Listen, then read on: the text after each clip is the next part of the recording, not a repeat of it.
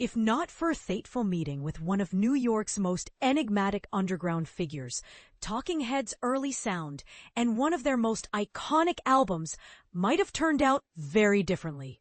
This story isn't just about music. It's about unexpected encounters, quirky personalities, and the small moments that end up shaping art in big ways.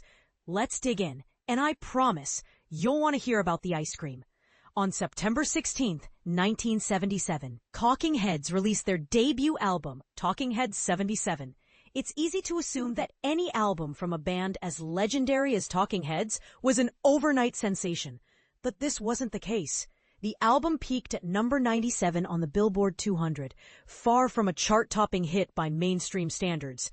Yet, for those plugged into the vibrant downtown New York art and music scene, Talking Heads 77 wasn't just another record. It was a cultural touchstone, a signpost pointing toward a new direction in music. But here's where it gets interesting. Sometimes the true value of a work of art isn't recognized until years later. While Talking Heads 77 may not have cracked the top 40 during its initial run, today you'd be hard-pressed to find a music fan who doesn't know and love tracks like Psycho Killer. Fast forward to the present, and music critics and historians hail Talking Heads 77 as a foundational album for both the new wave and art rock movements. The band's fearless blending of punk energy, funk grooves, and global influences didn't just set them apart from their peers.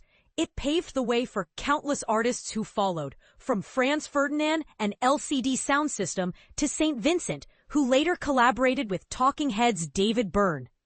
Even Radiohead, one of the most influential bands of our time, borrowed their name from a Talking Heads song.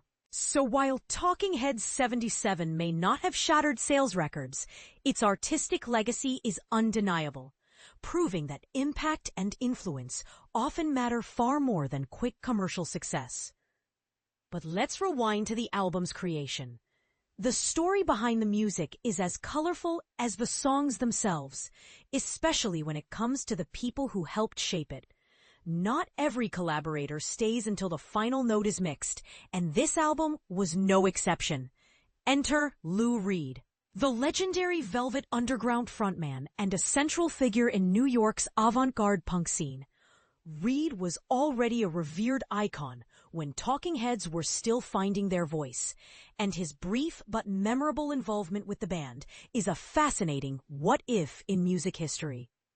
David Byrne, the band's charismatic leader, vividly recalls their first meeting with Reed. According to Byrne, they were playing demos on acoustic guitar, trying to impress the elder statesman of the scene. Reed listened, then offered suggestions. Specifically, that slowing down the tempo a bit might actually serve the songs better than rushing through the lyrics. This advice, simple as it may seem, left a mark. But the truly unforgettable detail, Reed was devouring multiple containers of Häagen-Dazs ice cream throughout the meeting. He went through 2 of those core containers in one sitting, Byrne told Rolling Stone. We were like, whoa. Although Reed's ice cream habits and musical insights made an impression, the collaboration didn't last. Reed proposed a management and production deal, but the band, still wary and perhaps a bit overwhelmed, declined. Byrne has said they just weren't ready for that level of involvement at that stage, much as they admired Reed's work. Instead, another influential figure entered the picture, Brian Eno, the pioneering producer whose work would help define the band's future sound. Eno's introduction to the band happened thanks to John Cale, another giant of the New York scene, during their first trip to London. Clearly, Talking Heads were willing to take advice and inspiration from anyone with vision, whether it came with a side of ice cream or not. This story raises an important question. How much do we really know about the creative process behind classic albums? We often imagine breakthroughs happening in grand, dramatic fashion, epic studio sessions, intense arguments, wild nights on the town. But sometimes genius is born over something as simple as ice cream, a casual conversation, or a bit of sage advice from an unexpected mentor. That's the part most people miss. The ordinary moments that become extraordinary in hindsight.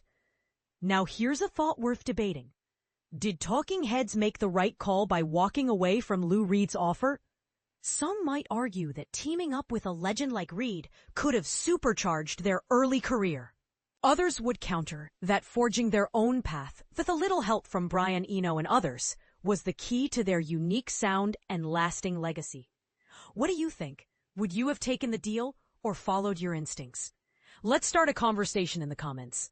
Was it luck, foresight, or just a healthy dose of artistic independence that set Talking Heads apart?